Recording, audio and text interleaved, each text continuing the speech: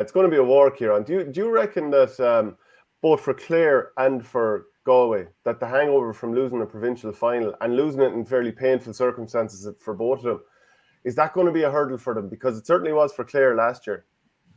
It was, to be fair, but in fairness to Clare, up until that Munster final, to me, they probably were the most consistent team.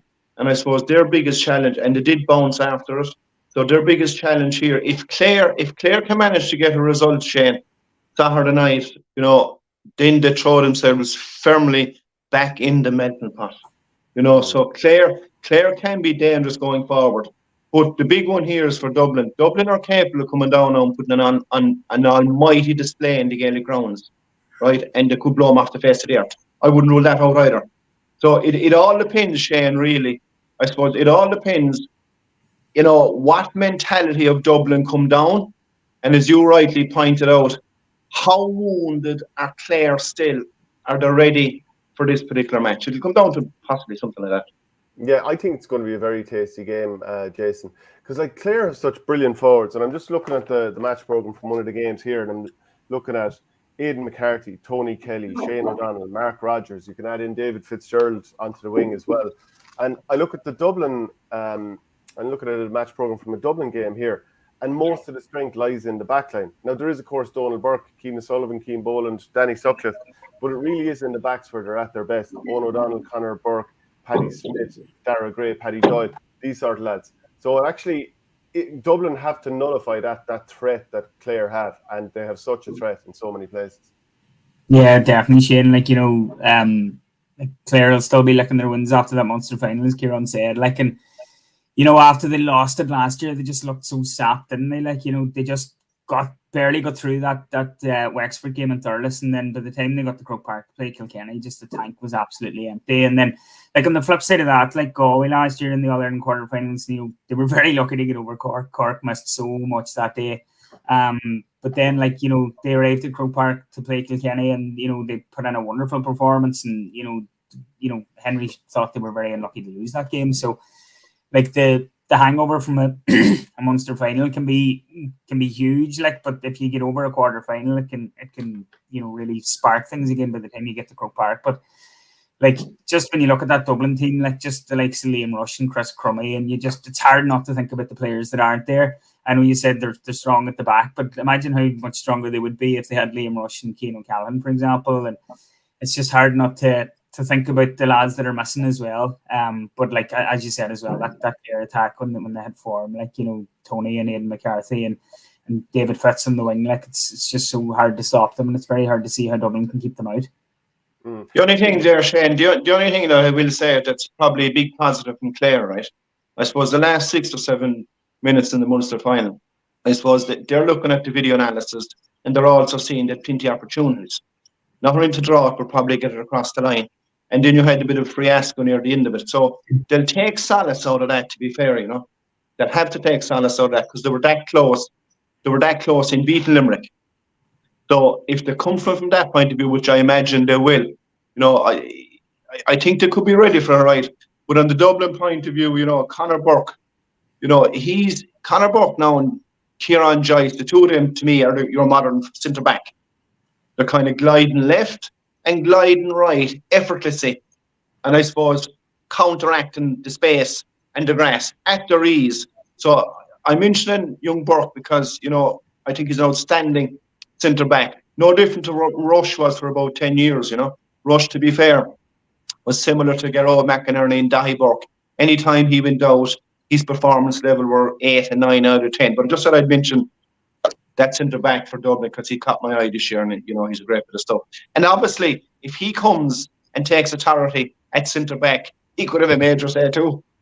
And Ciaran, do you think that would you know Brian Lohan? Because I'm just wondering, how would he have reacted the last couple of weeks to the criticism he got for putting in Cian Nolan and leaving him there for so long, and very tough on the young lad, But Conor Cleary's still out. So obviously he still has to find a solution there. But would you know Brian Lohan, and is he the sort of person now who's going to be bull thick and just stick with what he did before, or how would he have taken that? Yeah, I know him, and I know Sean Tracy pretty well as well. Sean Tracy was with me with the Limerick 21s a good number of years ago. An outstanding coach. Now, up until that point, I have to say Brian Lohan and Tracy would have got their tactics bang on nearly every day they went out. But I suppose this one is sticking out like a sore thumb. It was so obvious. And I suppose it went on and on and on. And, and I'm a firm believer, as a manager and a coach, irrespective of what is done prior to the match, you have to be at your best the day of the match. And I'd imagine he'd be man enough to say, right, okay, I possibly was a small bit slow on that. And if he's man enough to, I suppose, self-diagnose his own performance, because, that's something I'd always do myself as a player or as a manager. Is there anything more that I could have done? Could I acted that bit more sharper or quicker? So I think he's man enough, Shane, to do that and accept it within himself. And I suppose if he does that, that's probably the correct way to do it, rather than resist it and say, thanks and after, I'm right and I'm always right. You know what I mean? So I'd imagine he probably went down the road that probably acted a bit slow. And, that can happen, Shane. That can happen in a Munster final.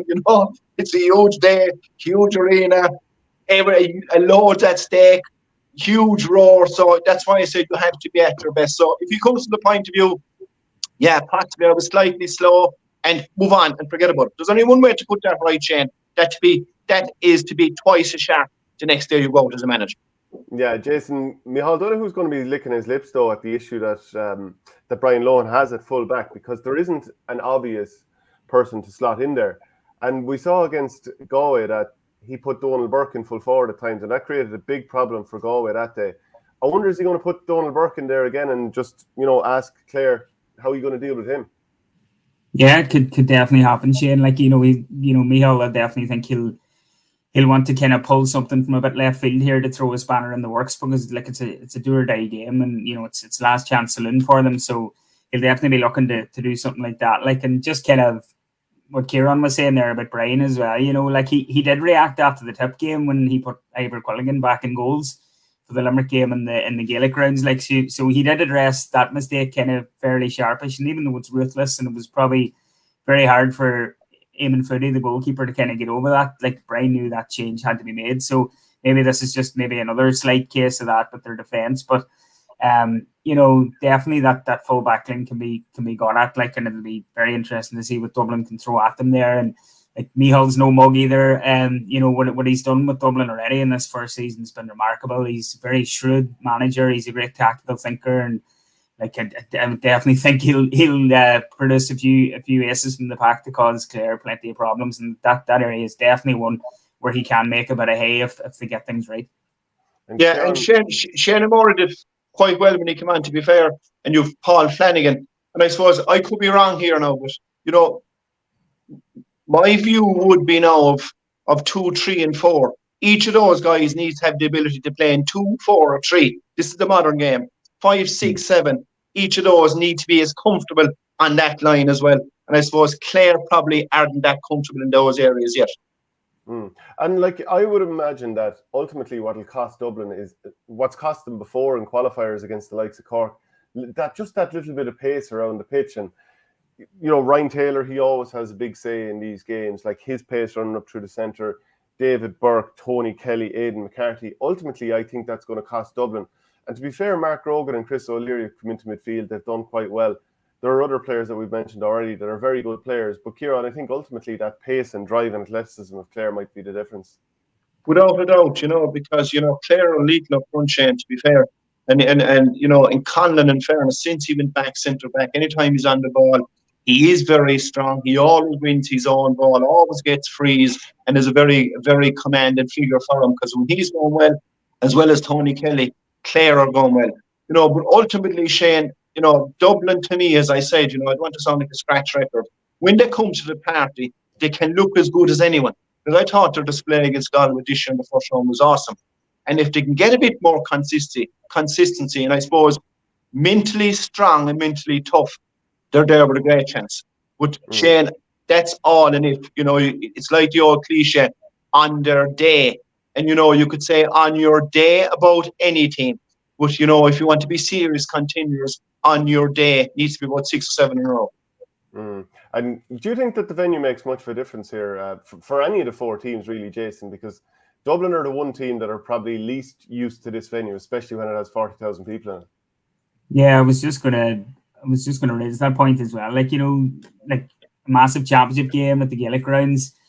It's been second home for Clare over the last couple of seasons. They've played so many massive games there. So like Dublin are going into the unknown a wee bit in that regard, and like the place is going to be absolutely wedged from like an hour before the start of that game, because you'd imagine that a lot of the Tip and Galway ones will come down early and want to go in and get a look at that as well. So I think like it's like Dublin going to an away game in a Munster championship that they don't play in. So I think like that'll definitely be worth a few scores for Clare for sure, after the two grueling games they played there already this summer in the championship, and having beaten Limerick there in the first round, and maybe still thinking about the ifs and buts in the Munster final.